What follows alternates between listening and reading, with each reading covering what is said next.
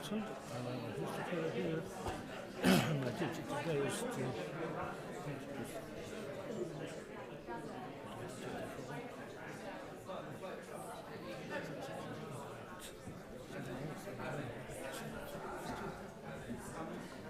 So try to do some questions. Yes. But perhaps we should stop now about 10 past because of the reception. Okay. Which is in the Blue Wall Common, the sky. Ah, right, okay. So if you tell people that they're all welcome to it. Of course, yes. The only thing he might want to go on, but I dare say there won't be a reception in subsequent weeks. No, exactly. So I think we're a bit. Yeah. Yeah. Okay. But, yeah.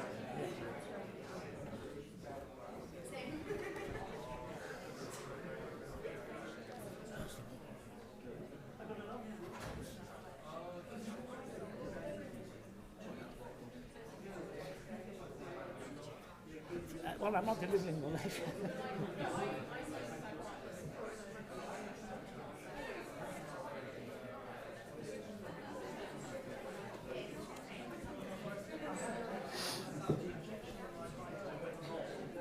But just can I say something about this? About the series? Tsarist Russia that's Trinity, that sky.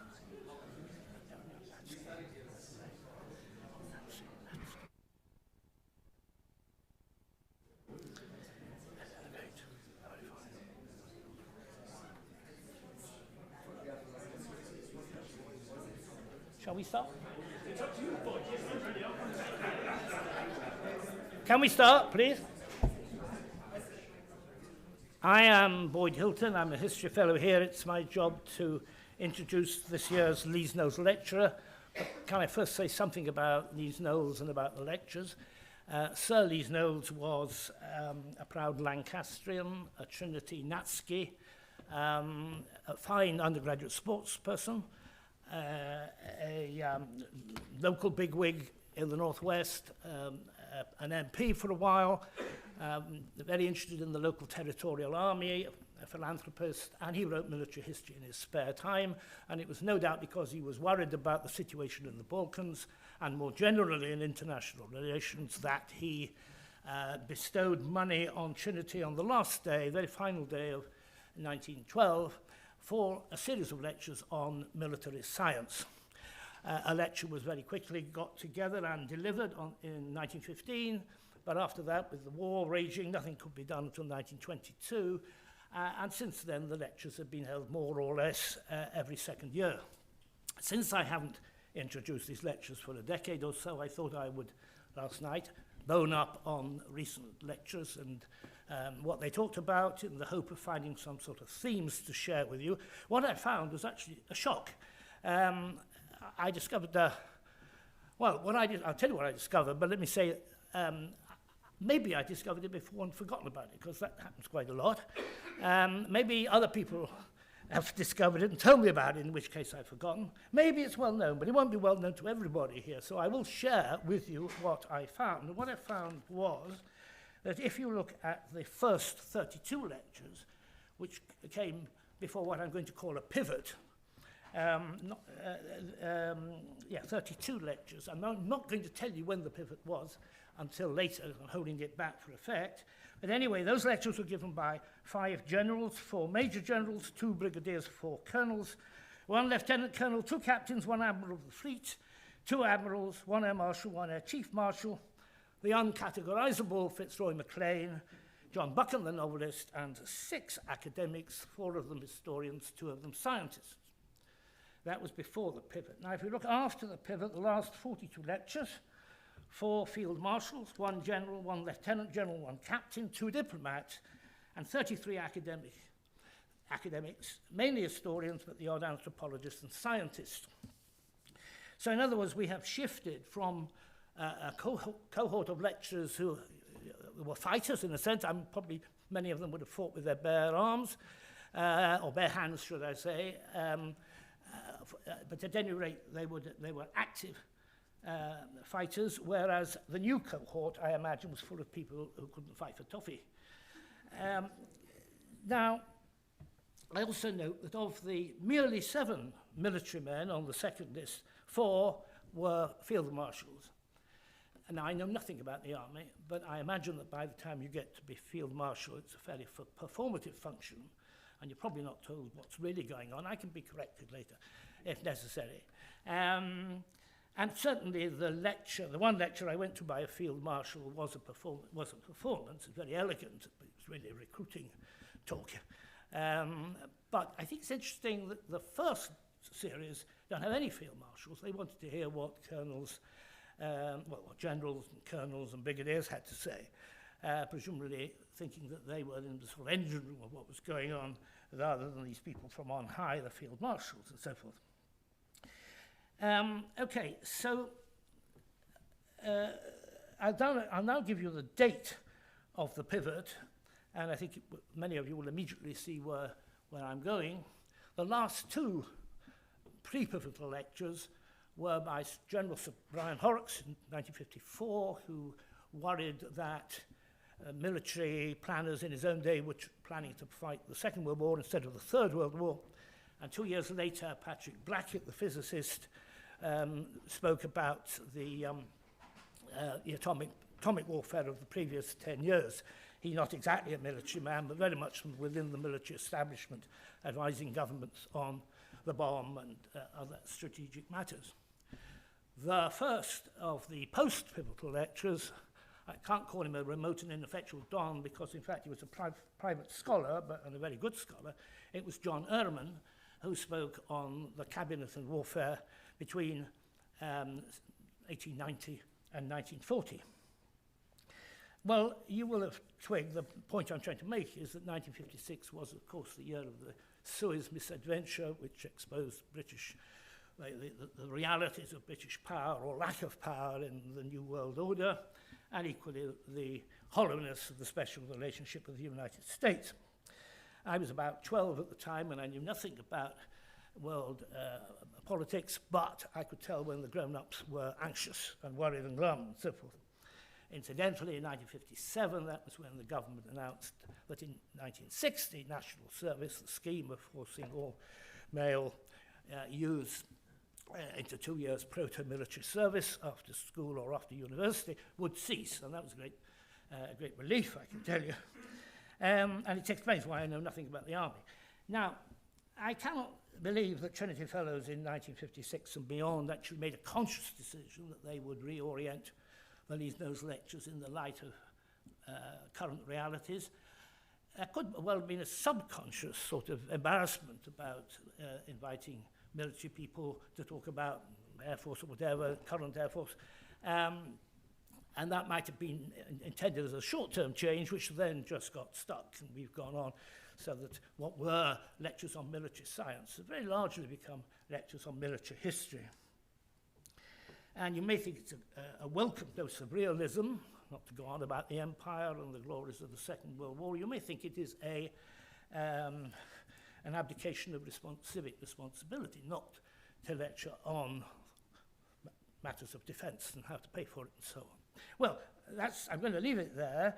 I can't, of course, as a historian, regret the fact that we've had so many historians and so many good historians and so many books come out of this series. But I can say that our present speaker, not only up to the mark in all those respects of great historians and so on, but it does sound from his title that he is going to straddle the pivot and talk both about military history and the current situation.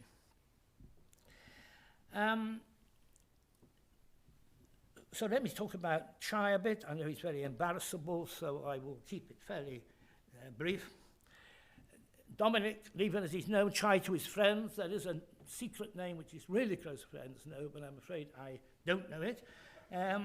He began his academic career in Christ's, Cambridge. He then moved to the School of Slavonic and East European Studies in London for his PhD. He floated around a little bit. Apparently worked for the Foreign Commonwealth Office for a few years. I'm taking that from Who's Who, so it could well be a blind. But what is not a blind is that he plighted his academic troth to the LSE in 1978, since within which is risen inexorably, professor of Russian history and government in, I think, 92, head of the Department of Government for many years, and then head of the International Relations Department, and he served on their governing council through some fairly salty years, I think. He's written a series of exceptionally well-received books. He won the highly coveted Wolfson Prize for his book on Russia's defeat of Napoleon. He won the Pushkin Prize. He became a fellow of the British Academy, I think, in 2001, and he's a corresponding member of the Russian Academy of Sciences, I believe. Hope he won't be offended if I say, in conclusion, that I see him as a hedgehog rather than a fox in Isaiah Berlin's categorization. And I especially hope he won't be offended by that, because I see myself as a hedgehog, though much less an important hedgehog, but nevertheless a hedgehog. And what I mean is, this is a man who started out mastering Tsarist Russia, moved further to the empire, a little bit forward, a world quite a bit backwards, sideways, dug deeper, particularly in foreign policy, and more recently, and particularly with his recent book, In the Shadow of the Gods, on the emperor in history. It's a sort of synoptic explosion of learning, but it's all emanated from a gradually expanding wealth of expertise and knowledge. And the last thing I'll say is how much pleasure it gave us here when he applied for and got a senior research fellowship at Trinity in 2011. It was a wonderful colleague to have around socially, in terms of his academic contribution, and particularly, now I'm going to mention this, although it's a local thing, I suspect we never thanked him for rescuing we jaded people and revivifying the Undergraduate History Society, which was completely defunct, and I know the undergraduates adored him in many ways. We no longer have him a fellow, but he is an emeritus fellow. He is also an honorary fellow, so he can come back whenever he wants, and whenever we want, well, not whenever we want, but from time to time we can lasso him back as we have this term. So will you give a good hand to Dominic?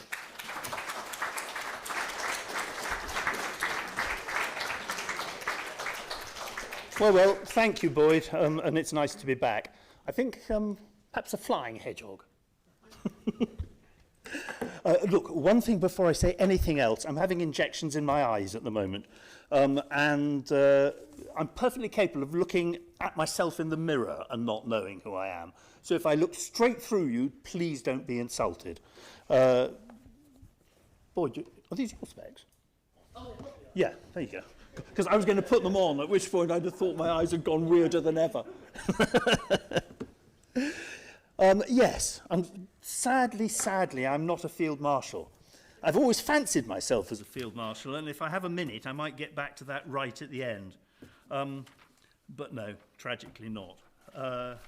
In fact, I am a very odd character to be giving lectures on military history.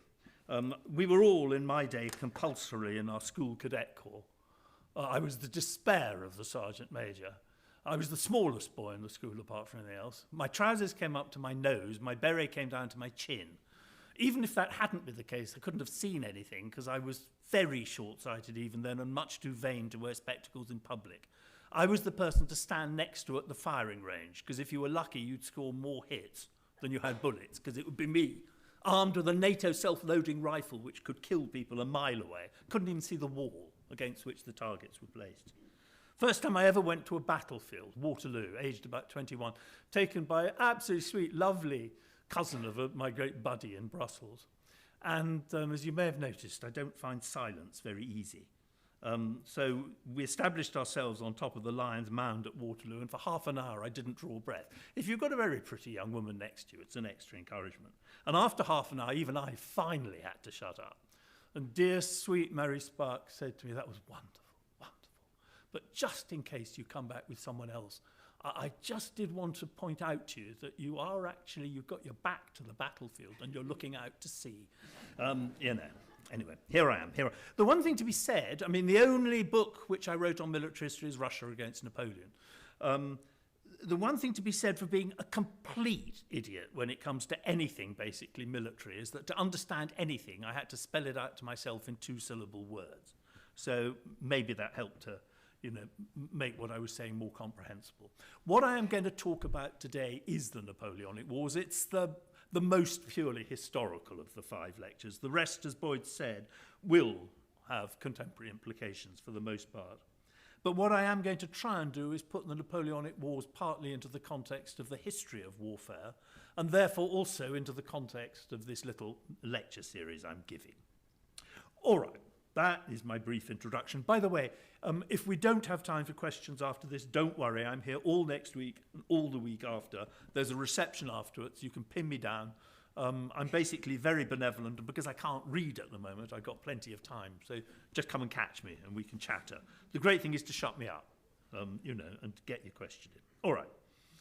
It seems to me that the world we live in terms of the international system, international politics, is roughly speaking the world which emerged, perhaps one would say, in the middle of the 18th century, perhaps more precisely at the end of the 7 Years' War. By that, I mean Western, if you like, European predominance in the world, in world politics, and Anglo predominance within the European camp. It was, after all, the 7 Years' War which, among other things, established the fact that North America would be Anglophone, not Francophone, in terms of domination, and also established the foundations of the British Empire in India. And I actually see the other wars I'll be talking about, not all of them, but the key ones, the 2 world wars, the Cold War, the Revolutionary and Napoleonic Wars to start with, as being attempts to actually challenge that Anglo hegemony which failed. And here we are all over again, and I was in Yale last week, and there was Paul Kennedy, an even bigger oldie than I am, looking at statistics about how the Western margin is eroding with every year, and looking at predictions for the place of China and India in the share of global GDP. It is interesting that, if you look at why the Anglos on the whole predominated within the Western, the European world, it is fundamentally because they had a huge margin of superiority. If you add together firstly, the resources of the British Empire, the first country of the Industrial Revolution, then the resources of the British Empire and the United States, and even now, well, until the 1950s, the resources of the United States and the English-speaking world, they had a huge margin of potential superiority over any potential rival. And that meant they could get away with a good many errors, as you might say. The enemies of democracy would argue that it was how they could get away with being great powers, exerting the predominant influence over world affairs, and yet nevertheless managing democracy at home. Now, be careful. I'm using the word predominance, not dominance. And of course, I, as a Russianist, least of all would argue that the only thing going on in the Revolutionary Napoleonic Wars, the 2 World Wars and the Cold War, was the struggle for or against Anglo hegemony in the world. Very obviously, if you look at the Russo-German conflict and the 2 World Wars, that isn't the case. And it was always crucial that Anglo predominance survived as well, because rival challengers very often hated each other and feared each other more than they feared the British. The Napoleonic Wars are a very good example of that. If you're looking at the rise of Russia to great power status in the 18th century, there are many reasons, but one of them is that of the 5 great powers of Europe, Russia was the only one which did not have a sort of dyed-in-the-wool great power rival. Britain versus France, the Habsburgs versus the Hohenzollerns, Russia trotting around on the margin, playing them off against each other. And there were plenty of voices in the entourage of Alexander I, including his foreign minister, a very interesting character called Nikolai Rumyantsev, and the most famous, at least in retrospect, of his generals, Mikhail Kutuzov, who tended to see Britain rather than France as Russia's greatest long-term rival. Rumyantsev is a fascinating man. He is the man who established many of the great Slavic collections at Russian libraries, apart from anything else. But he was also very rarely, for a foreign minister, a man who'd also served as Minister of Trade and who also had previously served as the head of water communications in the empire. He was an immensely rich man, but he was also very, very well informed about developments in modern technology. And he wrote and said to Alexander that the British already led in finance, commerce, you name it. Very soon they were going to be a street ahead in technology, and Russia risked being turned into a sort of economic colony of the dominant power in Western Europe, which was Britain, and France was an essential balancer against British power and arrogance. To which Alexander responded, he was not an idiot, that, you know, I can see what you're saying, but actually, from the Russian perspective, the much bigger danger is a would-be continental emperor who will put Russia's key geopolitical interests at dire risk, you know, Poland, etc., etc., etc. So that's just an example. And actually, if you're asking yourself why Kutuzov did not use the opportunities he had to try to gobble Napoleon and his army on the retreat from Moscow, not the main reason, but a subsidiary reason, is that he was by no means convinced that the complete destruction of French power was in Russia's interests. As he said to Wilson, the British representative at his headquarters, the complete elimination of France would make British world domination unequivocal, and that was not in Russia's interests. So it's interesting. It's interesting. Just a word about the trajectory. You know, Anglo victory, or the victory of Britain and its empire in the 7 Years' War, and indeed in the Revolutionary Napoleonic Wars, the Napoleonic Wars, is above all to do with financial, commercial, and naval power, maritime power, with, of course, already a very significant manufacturing element as well. I mean, the Royal Naval Dockyards are the most sophisticated industrial enterprises in the world by the 1790s. What then happens is that when Britain becomes, in the 1820s, 30s, 40s, the first great country of the Industrial Revolution, the British margin of superiority goes through the roof, and the fundamentals of the British sustained European balance of power, European order, and to some extent world order, are therefore consolidated. And then, you know, the Industrial Revolution spreads eastwards across the continent of Europe, as was always bound to happen. There was nothing inherent, and God didn't, you know, make the English monopolists as regards the skills which went into the Industrial Revolution. And first it spread to Central Europe, and then to Eastern Europe, and of course also outside Europe. The First World War starts above all else, and this will be my last lecture to some extent. Well, it starts for many reasons, but the most important of all, it seems to me, is because of a shift in the balance of power, whereby it was realistic to believe that if Germany was the potential hegemon of Europe in 1914, Russia was likely to be the potential hegemon within a generation. Simply because the Industrial Revolution was spreading into the Russian Empire. Russia was the only country in Europe whose share of global GDP was actually increasing. Even the Germans' share was decreasing because of the role of the United States. And it was not just in Berlin, but also very widely in Paris and London as well, that it was believed that unless something fundamental happened to check the growth of Russian power, it would, within a generation, be unbeatable. And yet the Russians themselves in 1905 to 14, of course, fundamentally scared witless by Germany, but already looking over their shoulders at China. Fascinating article by an extremely intelligent and extremely unpleasant right-wing public intellectual called Mikhail Menshikov, in which he tells his contemporaries not to fuss too much about the challenge to Russia of Chinese power in Eurasia, or Asia, because it would take probably 3 generations for the Chinese to get their act together. And by then, the British would long since have been kicked out of India, and India would be Russia's natural ally against Chinese hegemony in Asia.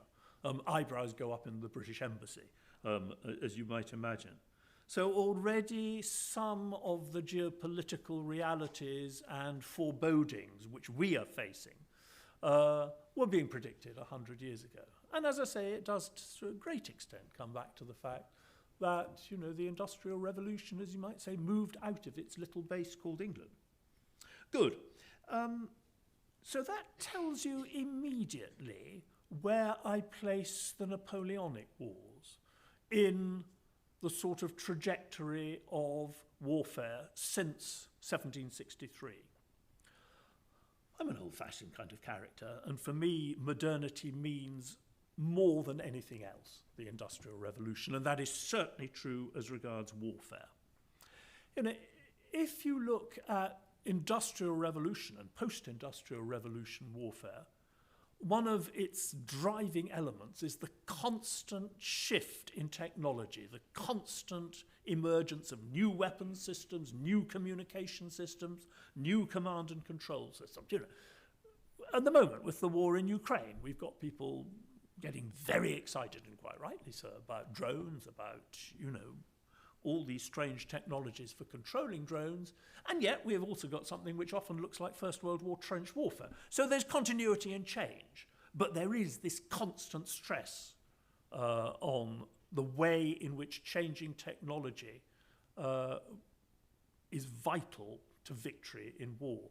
I mean, in a very little, or not so little if you're an Armenian, you know, why have the Armenians been totally defeated at last by the Azeris in the Trans-Caucasus? Well, it is simple enough. The Azeris had the money to buy the modern technology, and the Armenians did not. The Azeris had more external backing as well, but it's the money and the ability to buy the technology which essentially disarmed much of the Armenian army, which is crucial. This is something that really you can see developing already very much in the 1860s, the Prussian needle gun, the use of the railway to mobilize, concentrate, deploy armies. And it's been a running story ever since then. And the same is true of naval warfare. You know, these extraordinary weird-looking contraptions from the 1860s, you know, which you're amazed they didn't sink, let alone that they not merely floated but also fought. The Monitor, for instance, in the American Civil War, these extraordinary Victorian sort of battleships which look as if, you know, they're going to turn upside down if the wind blows, and indeed sometimes do. And then you compare that with the Napoleonic Wars, it's completely different. Changing technology has almost no impact on the way the Napoleonic Wars are fought or their outcome. That's a slight exaggeration, but the basic technology was there in 1700. There has been evolution, you know, the obvious one, the Gribeauval system of artillery with the French, you know, etc., etc., etc. But fundamentally, armies are fighting in 1814 with the weapons they fought in the 7 Years' War and even to a great extent in the wars of Prince Eugen and Marlborough. That means that war is determined to a great extent, or tactics are determined to a great extent. The battlefield is determined by the weaponry. And if you're talking about the weaponry of the Napoleonic Wars, and if, as is always crucial, you are talking about the concentrations of firepower and shock which win victories on the battlefield, then you're talking about close order formations, because those are the only kind of formations which can achieve firepower and shock to win victories on a battlefield, given the musket, given the sword, given the lance, etc., etc., etc., etc. The key to tactical victory, or the key to victory, the key to tactics, for the infantry, it's being able to deploy in an orderly and rapid fashion across the battlefield, sometimes on broken ground, from square to column to line, the line to maximize firepower, the column to combine firepower with movement and shock, the square against cavalry. And then at a slightly higher level, the ability to coordinate those infantry formations with the appropriate use of cavalry and artillery. It all sounds wonderfully simple. Believe you me, you know, on a battlefield, amidst its terrors, across ground, amidst a fog, you can, you know, given the fact you're still dealing with white smoke powder, you're lucky if you can see the end of your nose, let alone what's happening on the other side of the hedge. Trying to preserve those kind of closed order formations within the terror, within the confusion, within the fog, requires enormous training, discipline, unit cohesion, the lot. And it is that which actually is the key difference between as I'll try and say tomorrow, let's say the Russian army and the Ottoman army. The key difference, in other words, between the European armies and the armies they are increasingly coming across outside Europe.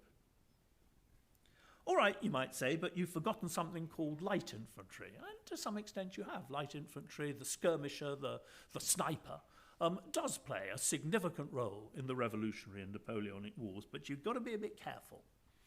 The trouble is ideology begins to kick in, and there was for a long time, and still to a significant extent is, a school which argues that, what one is actually seeing in the Revolutionary and Napoleonic Wars is a new kind of warfare, the kind of warfare that you can only have with citizen soldiers motivated to fight, as individuals, intelligent enough to hide behind bushes and shoot at people, and traditionally juxtaposed to the sort of automata, the sort of semi-slaves who serve in the awful armies of monarchy. Look, there is a little truth in that, a little. Perhaps even a tiny bit more than a little. The armies of the French Revolution were significantly different to the old regime armies they faced. Even the Napoleonic army still has some elements of the French Revolutionary Army, if only career open to talents and a certain sort of, as you might say, semi-relaxed attitude towards discipline. And it is certainly the case that, mass conscription, the conscription of the whole class of young males, sending them into a reserve after they've done their service and then recalling them, that means enormous numbers. That in turn implies creating the kind of all-arms division, the all-arms corps, which enables you to articulate, to actually make these huge armies effective. To move them, to deploy them, to concentrate them, etc., etc. All of this is, to some extent, a product of, the French Revolution's longer-term impact on Napoleon. And you could argue, therefore, also is the modern general staff, which is essential for coordinating, planning, using these kind of increasingly large and complex machines. But you've got to be a bit careful. You've got to be a bit careful. And one way to look at this is to think of Clausewitz, who is the most famous military theorist who emerges from this era. I think the great point about Clausewitz's popularity is that he spotted the chicken in the egg. What he spotted in Napoleonic warfare was the potential for, if you like, the great total wars of the 20th century. And that makes him extremely attractive, both to scholars and indeed to later general staffs. I have to say, when I was working on Russia Against Napoleon, if I actually wanted to think a bit conceptually about what was going on at the time, particularly, of course, in the military system I knew best, the Russian one, Jomini was a better guide. Clausewitz told you about the potential, the chicken in the egg. Jomini was better on the egg itself. This was my own view, actually. If you're looking at Russia, well, it is entirely true that in the long run, the system of mass conscription, huge, the citizen in arms, recalling hundreds of thousands, then millions of young men to the colours, when war began, all of these things, plus the various sort of superstructure required to run this kind of operation, doomed the traditional Russian military system of a large peacetime professional army based on 25 years' service in the ranks. But it didn't do that until the 1870s. In other words, this is again chicken and egg. The Russian army that actually defeated Napoleon in 1812 to 14 was an old regime army with the strengths of an old regime army. It learnt some lessons. It adapted some particularly technical aspects of the Napoleonic military, machine. It created an effective general staff. It created corps and divisions. But NB, it didn't even create them from nothing. There are elements of this in the Russian army before 1789. And never underestimate either the strengths of the old regime, Russian or other. If you're looking at one of the most fundamental aspects of military effectiveness, it has to be the morale, the unit cohesion of the soldiers. Now, what motivates ordinary Russian soldiers has very little to do with modern ideas of patriotism, let alone, of course, of ideological commitment. These are illiterate peasants, dragooned, poor young men from their homes in the villages. Their lives totally transformed. Very, very few of them, after even 25 years of service, ever go back to their villages. Very many of them died from sheer shock in the first 6 months of service. This is a ruthless, brutal military machine. And it is terrifying for these young lads, sort of taken out of their villages, etc., etc., etc. But if they survive, the regiment does become an alternative home. The regimental mess, the squad mess, the platoon mess. This is the alternative to family. These men usually serve in the same company in the same regiment for 25 years. If they die, their goods, whatever possessions they have, go to the regimental mess. It is an alternative home, an alternative family. And I think, the best memoirs ever written by a Russian general from this period, Eugen of Württemberg, Alexander I's first cousin, he does make the point that he had never witnessed in any other European army the strength of commitment to the unit. And he said that helps to explain why Russian units could take 50-60% casualties and keep fighting in a way that no other army in Europe could match. There is a unique strength and cohesiveness there, and it is not just that the regiment is the fatherland, is the home, is the unit, are the comrades. It is also that at some kind of level it is linked to the wider community. Unlike even the British army, let alone the French, of course, in this era, a Russian regiment is packed with Orthodox clergy. The Orthodox clergy preaches that, it is the duty of the soldier to defend the Orthodox fatherland, whose supreme embodiment is the emperor, the defender of orthodoxy from all the other surrounding peoples, none of whom hold to the true faith. So this is, this is what many of the theorists are talking about when they talk about small unit cohesion, morale, discipline, the whole bloody lot. But it's got very little to do with any modern idea of sort of secular nationalism, patriotism, etc. I can't remember. I think about 2 million, about that, Russians served in the army in the revolutionary Napoleonic wars. We have one real memoir by a character called Pamphil Nazarov. He was a young lad, a state peasant, conscripted in 1812. When he was conscripted, he came from Tver province. Napoleon was actually just entering Tver province. Not a word about any of this. Sheer, utter horror, misery, bewilderment as he's conscripted into this sort of, what to a peasant lad seems a lunatic, sort of brutal operation. And yet in time, he does make that transition at great personal cost. Ends up learning to read and write in the army, and when he retires after 25 years, becomes a monk. Very fascinating. So, you could say anybody who concentrates on Russia is always likely to stress continuity over change. The Russian army quite clearly is not transformed in the Napoleonic era. The Russian state, the Russian regime is not transformed. Indeed, victory, if anything, even strengthens it. But it's not just Russia. It isn't just Russia.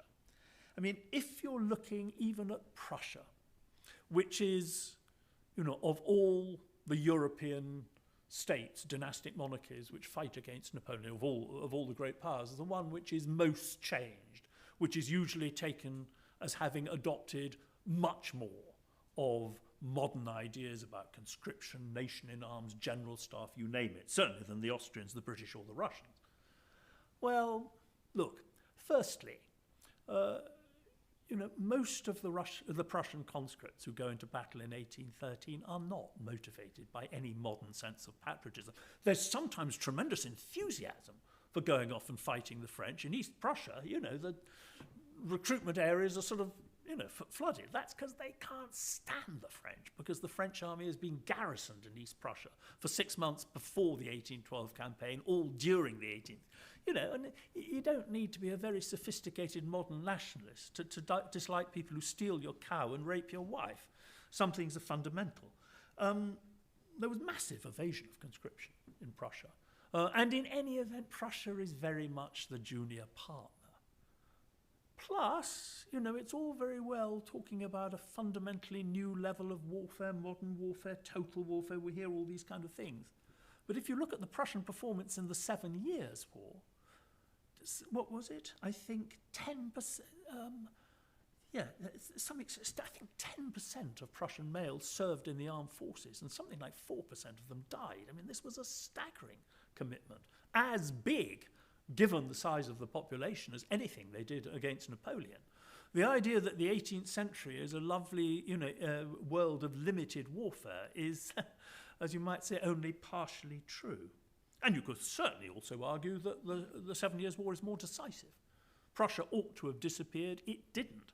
Though it was fighting against the 3 other great continental powers, Austria, Russia, and France, who together hugely outmatched Prussia. And yet the Prussians survive, and they do it by mobilizing resources and committing themselves to the state on a really pretty astonishing scale. And then again, if you're going to be exotic, go back to the Warring States era in China, where you will have on occasion armies of, scores, sometimes even hundreds of thousands of men.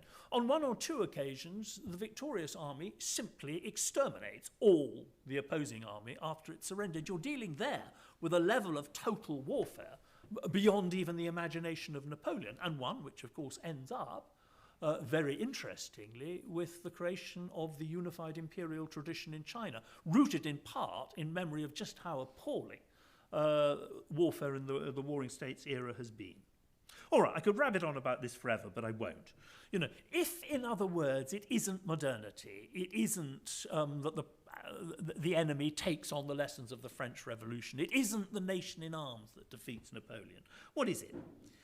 Well, it's, partly my dear old friend geopolitics, which I'll talk about a lot in these 5 lectures, by which I mean, I'll define this next week.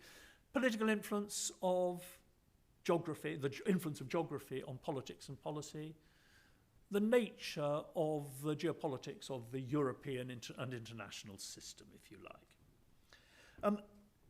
The first thing to remember is that, you wouldn't always realise it from some of the popular literature, but it's not that the French and Napoleon are, particularly wicked imperialists. Everybody's playing the same game. Of course, the British and the Russians are also rival imperialists. Prussia is very much a would-be rival imperialist. Prussia in 1806 is a bit like what Bismarck later said about Italy, big appetite, bad teeth. They're all in the same game. The basic point is that it is far easier for a European great power to create an empire outside Europe than within it. Within Europe, you are up against other great powers, usually equals, all of whose military, fiscal, and administrative systems had been honed by generation after generation of highly competitive great power politics and warfare. Outside Europe, you're usually meeting weaker enemies whose military systems, and I'll talk about this later in the lectures, may actually be sophisticated, but are in any event geared to a different type of warfare. And once you're outside Europe, the British are the best example of this, you can get away with, attacking other powers without your European rivals being able to intervene. On the continent of Europe, if you try and take over Europe, you'll find yourself up against a coalition of great power rivals. I mean, one way to think about this is that at the same time as Napoleon is attempting to create a French empire inside Europe, the British are creating a very formidable empire in India. And on many of the same principles, like Napoleon, the British are essentially taking over the Indian economy and trying to turn it to British uses and British profits. The British Indian Army, the army in India, is very much after booty and plunder and, you name it, at least as much as the French one. And the British government in India and the government back in London is very anxious that that army's conquest should pay for the army itself. Etc., etc. What is different in India is that, look, the British are operating in the slipstream of the Mughals. They actually used the Mughal emperor as a sort of cover. Napoleon is trying to create an empire in a continent which hasn't had a true empire since the 5th century, or perhaps Charlemagne. He's also, in theory, trying to create an empire 300 years after the vernacular Bible. Very late in the day to be trying to create a European empire with some kind of supra-national, supra-ethnic imperial language, etc., etc., etc., etc. Very interesting comparison of the British and French imperial products by a character called Bennigsen, who commanded the Russian army in 1806-7 and commanded one of the armies in 1813-14. He'd got experience in Azerbaijan, and he was writing this at a time after Tilsit in 1807, when there is a big debate, at the top in Russia, sometimes sotto voce, sometimes whispered in Alexander's ear. What are we supposed to do? Do we choose between France or Britain? And actually this debate had been rumbling since the 1790s. What Bennigsen says is, look, we have to choose Britain, partly because, and this is to get back to what Alexander himself believed, French continental empire is bigger by far threat to our core interests than the British global maritime empire, but also for the very simple reason that the British are going to win. Look, he says, look at India. The British have created a European-style standing infantry artillery army on the basis of the Indian taxpayer. Actually, in India, if you have a halfway decent army and a viable state behind it, you can block the northwest frontier. I mean, the Islamic kingdoms, or semi-empire in northern India, even kept the Mongols out. But Bennigsen says it's much more extreme than that. Now you've got a European-style army. No cavalry army in traditional style coming over the northwest frontier has a chance. No European-style army can get anywhere near India because it can't drag its guns and its wagons and its ammunition. Hopeless. Over the Khyber Pass, you'll end up with one man and a donkey by the time you've got across. The only way to get to India with that kind of military logistical setup is by sea. And actually, you may have noticed the British control the sea. Also, he says, look, half of British trade, more perhaps by now, is outside Europe. In other words, even if you forget the fact that Britain is an island and you need maritime power, fundamentally, Britain is invulnerable, he says. And since Britain is invulnerable, we would be damn fools if we decided to side with France against Britain. Not to mention the fact, he adds, that Britain is our main trading partner, and if we fall victim to the French continental system, the entire financial and economic basis, not merely for Russian state power, but also for the European-style luxury culture of the elite, is going to disintegrate, etc., etc., etc., etc., etc. A point to note as well is that, in 1815, the revenues of British India are greater than those of either the Russian or the Austrian empires, which is not at all surprising when you remember how impressed European observers were, the wealth of the Mughal Empire. Remember, too, that the British Indian Empire in 1815 is far smaller than the final version of the British Empire in India, which you have achieved by the 1850s, 60s, 70s, etc. Second point to remember, it's not just that it's much easier to create an empire on the periphery of Europe than it is within Europe. The empires on the periphery can also bring into the European struggle resources from the periphery. The centre of the Russian iron industry, which is of course vital to the armaments industry, is the Urals, conquered as part of that huge geopolitical vacuum left behind when the Mongol Empire collapses. A good deal, I've gone about this forever, silver, gold, furs, you name it. Above all, horses. I wrote in my book, and I really meant it as well, that the main hero in Russia's defeat of Napoleon was the Russian horse. You do have to remember that in this era, the horse pays the equivalent of the modern tank, aeroplane, armoured car, lorry, mobile artillery, the lot. It is the weapon of reconnaissance, it is the weapon of shock, it is the weapon of pursuit, which turns victory into rout. It is absolutely crucial. Russia is by far the richest country in the world when it comes to horses. And, if you're looking just at 1812, it's not the men he loses in Russia which really undermine Napoleon, it's the horses. He can replace the men, he can't replace the horses. It takes at least 3 times as long to train a cavalry regiment as an infantry regiment. It is the superiority of the Russian cavalry which stops Napoleon from defeating the Russians and Prussians in the spring of 1813, the first campaign in 1813, when he outnumbers them 2-1.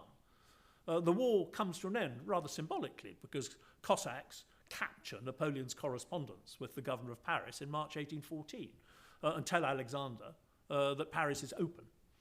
And that, you know, is the final embodiment, if you like, of something which has run through the whole period. The Russian light cavalry is the best in Europe because it is the only European light cavalry which combines regular light cavalry with the Cossacks. And the Cossacks are precisely the heirs of steppe warfare, and in certain circumstances they are devastating. Certain circumstances, Russian winter circumstances.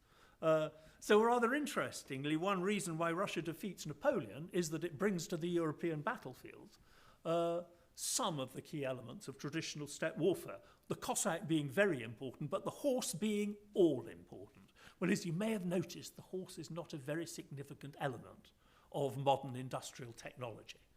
This does underline the fact that it is pre-modern sources of power which actually are more important in the defeat of Napoleon. And then we get on to, you know, one of my great old hobby horses, the nature of the European balance of power, the European international system. Look, since the mid-18th century down to 1945, it was possible but difficult for a would-be European emperor to conquer what I call the Carolingian core of Europe. By that I mean the areas of Charlemagne's old empire. Western and central Germany, France, the Low Countries, northern Italy.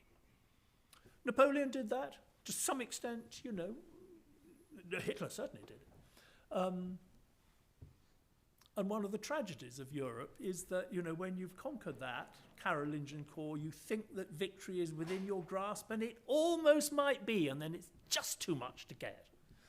And the most basic structural reason why it's difficult to go on from conquering the Carolingian core to conquering Europe as a whole is that once you've got the Carolingian core, you then face two great centres of power on the eastern and western peripheries of Europe. You have British power across the Channel, and you have Russian power behind the Belarusian and Polish swamps and plains. Mobilizing sufficient resources from the Carolingian core to defeat those two peripheries is extremely difficult, especially since you will almost certainly have to defeat them simultaneously. However much they dislike each other, and they usually do, the British and the Russians know that they have a common interest in blocking any would-be European emperor. And to defeat them simultaneously is all the more difficult because to defeat the British, you need a maritime power which will get you over the Channel and keep you there. And to defeat the Russians, you need a military logistical power which will not just take you south and east of Moscow, but keep you there, give you the ability to actually, you know, hold down that area. Actually, I'll come back to this. It seems to me that if you're looking at Napoleon, William II and Hitler, it was actually the Germans in the First World War who came closest to achieving empire in Europe. Because whereas neither Napoleon nor Hitler took out either the Russians or the British, the Germans did in the First World War, partly by mistake, but partly because whereas waging a pure blitzkrieg war against Russia, as Napoleon did and Hitler did, always runs up against the great strategic depth of Russia. It's a pompous word for saying, you know, the size of the place and the resources. A more successful strategy combines military power with attempts to undermine the political stability of the Russian state, which the Germans, to some extent, and to some extent simply inherited. The revolution was not fundamentally caused by the Germans, though they did everything, as I'll say later, to push it further. So it's an interesting one, and a theme I'll come back to. As I say, I think that if the Germans had not very foolishly brought the Americans into the First World War, just as the Russian Revolution was about to begin to take Russia out, they would have probably won the First World War on points. Whether that would have been better or worse for mankind, I don't know. I will get back to that, as I say, in later lectures. Now, you know, here I am rumbling on about impersonal factors, structural factors, geopolitics, you name it. It makes it all sound inevitable, as if human beings had nothing to do with it. That, of course, is nonsense. In the first place, Napoleon very nearly did win in 1812. He certainly could have won, and most European observers expected him to win. There were plenty of examples in the 1812 campaign when he seemed to be within touching point of victory. Had he won, he didn't need a total victory. He was not interested in dismantling the Russian Empire, toppling Alexander. On the contrary, what he wanted to do, almost certainly, was to, a quick war, a sort of compromise peace with Alexander on French terms, independent Poland, which would have to be a French satellite, the destruction of the Prussian kingdom, compensation for the Saxon dynasty, also French clients, who would replace the Hohenzollerns as the largest German power in northern Germany. Austria as a loyal second lieutenant, as it later became to Germany, Prussia after 1870, etc., etc. In time, that French empire in Europe would have disintegrated for all sorts of reasons, but the Europe it left behind would have been a very different place to the one we inherited in the 20th century. So don't imagine that this is all, foreordained. It certainly isn't. I mean, start with strategic depth. Yes, it sounds wonderful. Russia had strategic depth, but it had to have the intelligence to use it.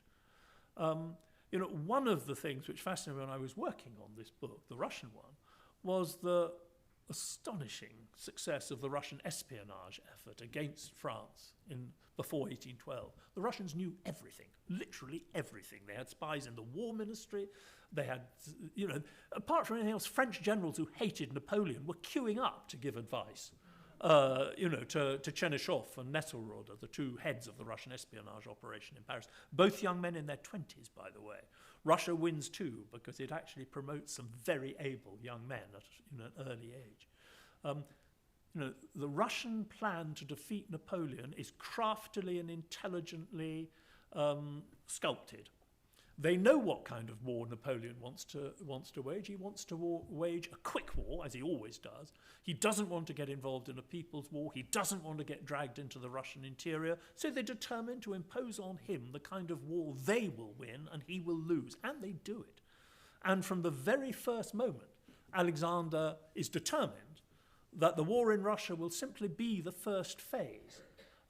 It will be followed by a counterattack across Russia's western borders in order to set up a new European coalition with the Prussians and Austrians to defeat Napoleon, because Alexander completely correctly understands before the war and in December 1812 that kicking Napoleon out of Russia is not enough.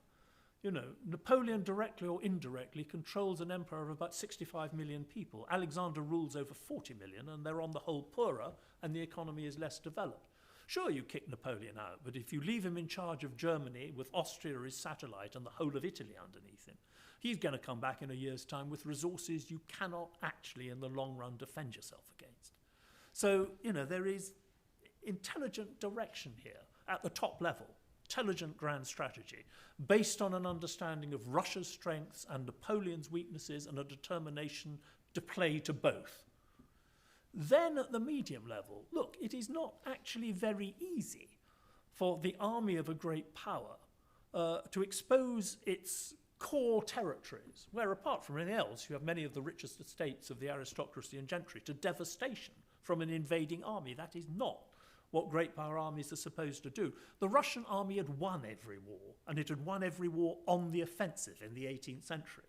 Trying to persuade Russian generals that they were going to retreat from the Polish border back to and beyond Moscow was extremely difficult to do and took enormous moral courage, apart from those from Barclay de Tolly, after whom I named my dog, who commanded the army. For much of the first half of the campaign. Then, it sounds so simple, retreating from the Polish border to Moscow. Managing retreats, long retreats, sustaining morale and discipline is enormously difficult under these kind of pressures of retreat. The British army disintegrated almost twice, once on the retreat to Koruna, once on the retreat from Burgos. In other words, in 1808 and 1812. The French army went completely to bits in the retreat from Moscow and half to bits in the retreat from Leipzig. The Prussian army disintegrated after Jena-Auerstedt. I don't think any other army in Europe could have retreated all the way from the Polish frontier to Moscow, lost 50% of its effectives at the Battle of Borodino, and kept going. You know, some things in history are pretty remarkable, you know, and that was an achievement. And of course it was to some extent also rooted in the ferocious discipline of that army. You know, vicious discipline in many ways, but in other ways sometimes in those kind of moments useful. You know, it's all very well talking about the free spirit of the French Napoleonic army. That free spirit also included plundering all the way from, you know, the 1796 campaign in Italy right out to, you know, to Moscow. I mean, one reason why the French disintegrated in the retreat from Moscow is that their soldiers insisted on piling their wagons with cuckoo clocks and jewellery and not food, you know, etc., etc., etc., etc. And not to forget, just tactical skill. You know, the Russian rearguards in that retreat from Moscow, and then even better in 1813. You always have to remember that the Russian army fought much better in 1813 than 1812. Totally contrary to what every Russian has traditionally been brought up to believe. It's hardly surprising, you know, there's no training in war like war. The Soviet army fought better in 43 than 41. Wellington's army fought better than the British army in 1794. The point about the army in 1813, firstly, is that the inherent strengths of the Russian peasant conscript, the regimental system, regimental patriotism, the light cavalry, etc. there, but they've also learnt lessons. You know, they've learnt lessons which enable them to set up their own articulated system of divisions and corps. They've created an effective general staff. They've got young generals. I mean, when the two best young generals, Dibich is the best Russian general staff officer. He's a lieutenant general at 28. So is Chernyshov. You know, they've learnt lessons, and the system has sufficient flexibility to reward merit. And Alexander is, on the whole, a competent commander and a brilliant diplomat who does actually absorb those lessons. Final little point, though, it was very close run, not just in 1812, but in 1813. Napoleon has twice as many men on the German battlefields in the spring campaign of 1813 as the Russians and Prussians combined. The Russian reserves are initially formed in Nizhny Novgorod. It takes them 3 months to get to the battlefields of Central Europe, and a third of them die or fall out en route. It is quite something trying to bring a Russian army from the interior, particularly in winter, across areas devastated by war and typhus. And in the spring of 1813, you come very, very close to happening what actually had happened in 1806. In 1806, the Russian and Austrian armies are in the centre of Europe. Half the Austrian army is already gone before the Russians arrive, but, Kutuzov and the Austrians are there in Bohemia. The Prussians are havering and wavering as to whether they're going to join in. They decide to join in, but before they can, Napoleon smashes the Austrians and Russians at Austerlitz. He came very close to doing it. Prussia was now playing the same game. I mean, Austria was now playing the Russian game in 1813, delaying and delaying and delaying, partly because they were just trying to gear their army up for effective intervention. Napoleon comes within a whisker at Bautzen, of destroying the Russian and Prussian armies in May 1813. It's really sophisticated what goes wrong. I mean, it's very sophisticated. Even I understood this at the key moment of the battle when actually, if he'd used his common sense, Ney would have given Napoleon a victory which would have probably ended the war on French terms. In the excitement of the battle, just as at Waterloo, Ney turns right instead of left, back into the maelstrom rather than left across the Allied line of retreat. Even in the autumn of 1813, when the Austrians join in and it looks as if, the odds are shifting towards the Allies.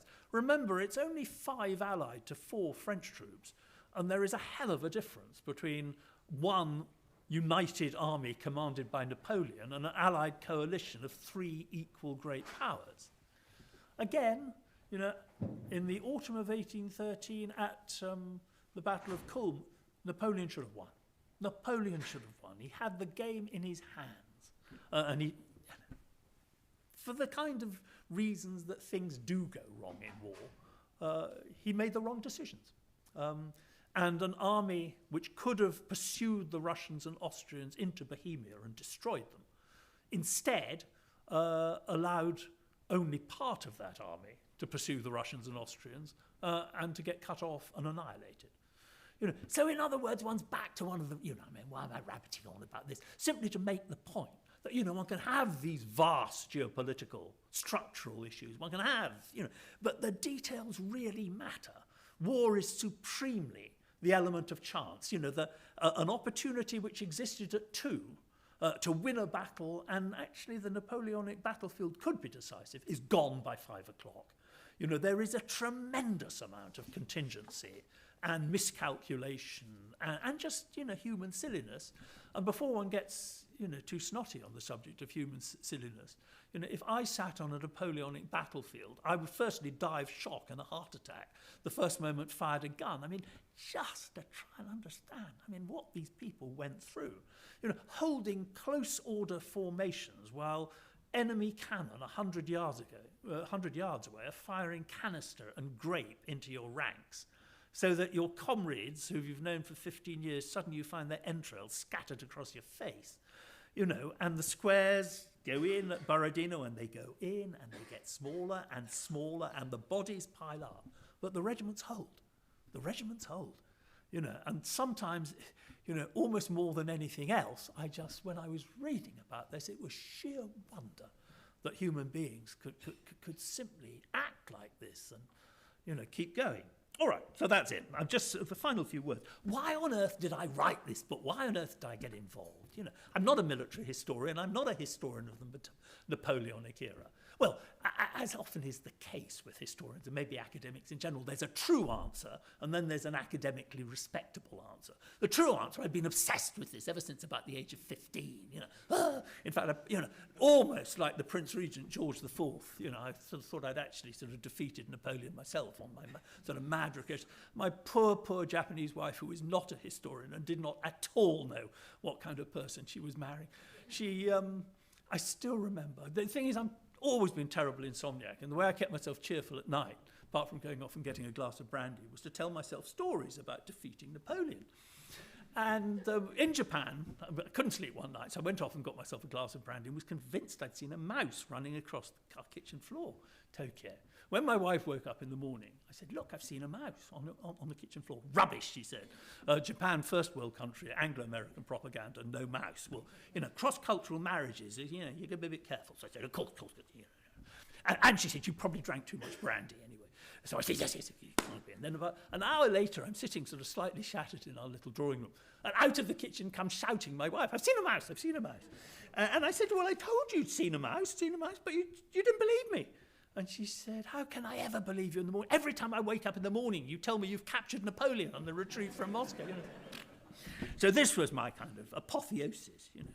But there were also, to do me justice, some bigger issues as well. I was fascinated by the story, but I was also fascinated by the fact that as far as I could see, the story of the defeat of Napoleon was all wrong.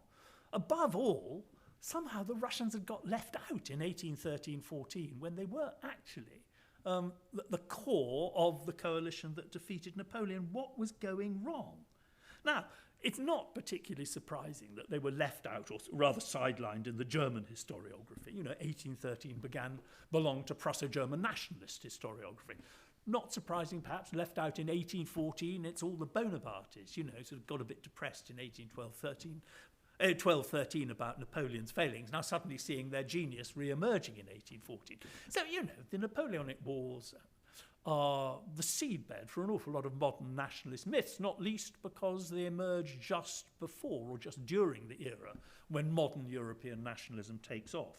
So the fact they pushed the Russians to the side is not surprising. Look, it's only very recently that the English have actually got round to conceding that the Prussian intervention at Waterloo was vital for victory. You know, Wellington and the English traditionally ran off for it for themselves, and particularly for the English aristocratic regime, which on the battlefield of Waterloo did indeed perform, you know, magnificently. what is really surprising is why Russia, and particularly the Russian patriotic tradition, so ignored 1813-14. The years of Russia's greatest triumphs, both on the battlefield and in diplomacy.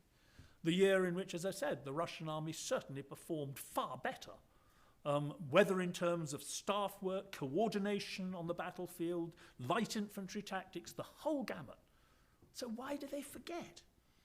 To an extent, you know, the English glory in 1940, the Russians' glory in 1812, fighting on your own, you know, has a particular sort of cachet to it. But, you know, the English don't forget about El Alamein, and they don't forget about Normandy, and they certainly celebrate the victory over Germany in the end. So why do the Russians forget? And I think there are three, well, there are lots of reasons, but three always struck me. One is the fact that so many of the heroes, particularly of 1813-14, after all, remember Kutuzov dies early in 13, so he's out of it. But so many of the heroes of 1813-14, in part precisely because they were so young.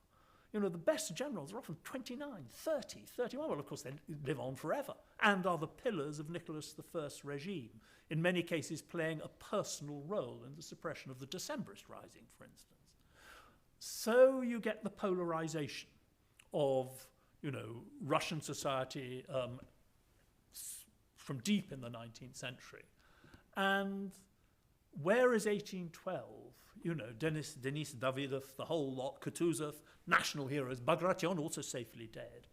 1813-14 is very dubious because these are the heroes of Nicholas's regime. Chernyshov, his war minister, Nesselrode, his foreign minister, Benkendorf, his chief police, all genuine heroes of 1812-14, but rather pushed aside.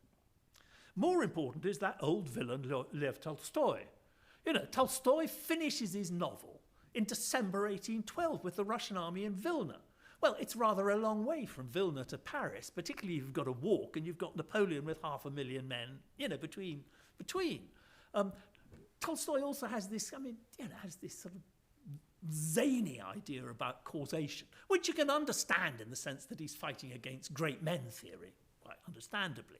But of course he creates this great sort of patriotic myth about it all being the popular spirit which defeats Napoleon. For Tolstoy, military professionalism is a sort of form of German disease. The idea that, you know, Russia defeated Napoleon out of some great national mythological spirit is rubbish. Russia defeated Napoleon in large part because its leadership devised a highly intelligent strategy taking into account Russia's strengths and weaknesses and also those of its opponent. Devised a grand strategy which played, as I say, to Russian strengths and Napoleon's vulnerabilities, and then to a remarkably consistent degree executed that strategy for the 2.5 years. That's got absolutely nothing to do with Tolstoy. In fact, it's the exact opposite of Tolstoy. I mean, one little point is that quite apart from defeating Napoleon, the Russians actually had to get to Paris. 500,000 Russian troops were deployed outside the borders of the Russian Empire in 1813-14. That in a Europe which had only 2 cities of more than 500,000 people. How on earth did they, you know, survive? Had wonderful time in the archive, you know, reading about all this stuff. I mean, again, to do the poor old Russian soldier justice, they partly survived because, you know, they were just very tough. You know, they sort of ate some rusks which had got sort of baked in sort of September 1812, survived a Russian winter, got damp in a Prussian spring, reheated in an Austrian autumn, you know. I mean, it's something, but they survived and they got there and it was something. But obviously Tolstoy has had more of an impact than every historian who will ever write.